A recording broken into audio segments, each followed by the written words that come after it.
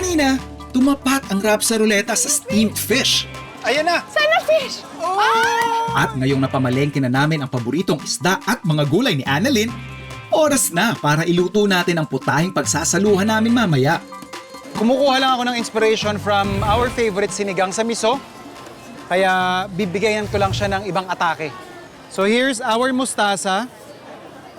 So ang gagawin ko, yung miso natin, miso paste natin and our sinigang powder, siyang ipangpapatimpla ko doon sa ating fish fillet. Tapos, babalutin ko nitong ating mustasa and then lahat ng gulay na napili niya, igigisa ko na lang para pinaka-garnish or on the side. Pinipili ko lang yung mga malalaking dahon. Yun yung mas madaling ipambabalot doon sa isda. What I'm preparing to do here is, yun nga, iba-blanch natin. Kasi kapag hindi nyo binlanch yung dahon, ito mapapansin ninyo, kunyari i-roll natin.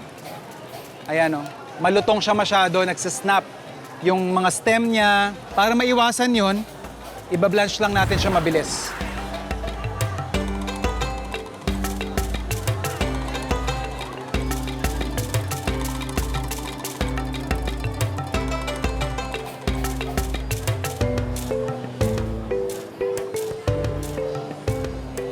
We have here yung ating miso paste.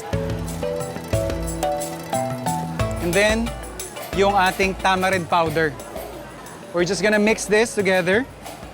So we have here a very thick paste. It's like clay consistency ng ating miso paste at saka ng tamarind powder or sinigang mix. Ito ngayon yung ipapalaman natin doon sa ating isda.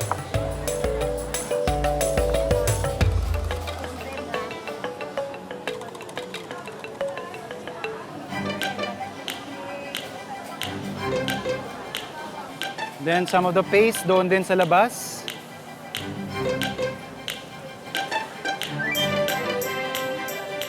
So yung ating mustasa, yun yung ipangbabalot natin.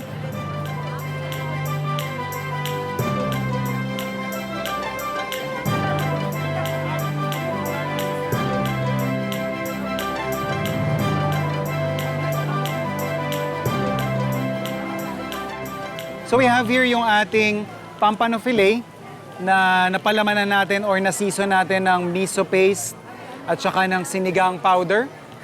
Nirap natin sa blanched na mustard leaves or mustasa. So at this point, ready na ito. Yung sa pinakailalim, typically hindi kasi nagagamit tong compartment na to for anything. Talagang nagsisteam lang siya. But since we have mga fish bones, I would use that. Pati na rin yung ulo para makagawa tayo ng sarili nating kaldo. And then doon sa compartment kung saan natin ilalatag yung ating isda, lalagyan ko naman ng dahon ng saging. And yung ating isda. So we're just going to steam this for about 15 to 20 minutes. At habang niluluto natin to, sosotay naman natin yung ating pang-garnish. For our garnish, maghihiwa lang tayo ng okra, kamatis, sibuyas, red bell pepper, and siling labuyo.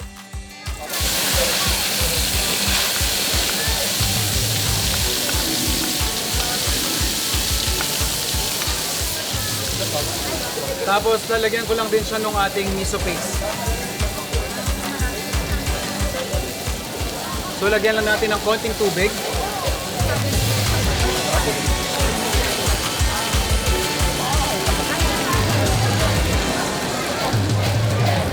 Yun yung masarap pagluto pag nasa gitna ka mismo ng palengke. Pag may kulang ka, palista na lang muna. So titimplahan natin ng bagong isda. So this is a new dish that I'm basically exploring. I haven't tried our local miso paste for saute or as a base for my sauce. Ginagamit lang to kadalasan naman sinigang lang sa miso. Pero dahil nag-iimbento tayo ng kung anong meron dito, I came across this very interesting texture na para kang nagdurog ng itlog na pula pero hindi maalat. Pero may bahid siya ng asim na para kang kumakain ng buro yung galing sa Pampanga or sa North. So yun yung nadi-discover ko. And sabi ko nga, unlike the Japanese and Korean miso, yung sa atin matabang. Kaya eto, nagpalista muna tayo ulit ng bagong isda. And then, ihahalo ko lang yung ating okra, bell pepper, and sili.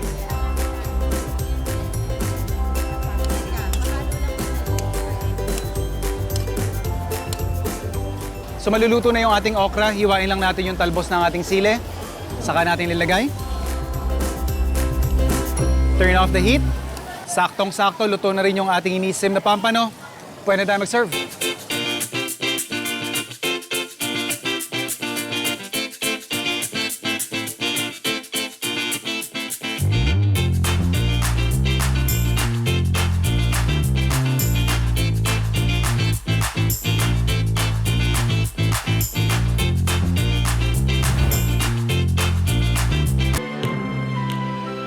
So ito na yung ating steamed pampano with your sauteed okra. Grabe, parang pang fine dining to. Let's go, game, Let's game, go, game, let's go. game. Cheers. Cheers.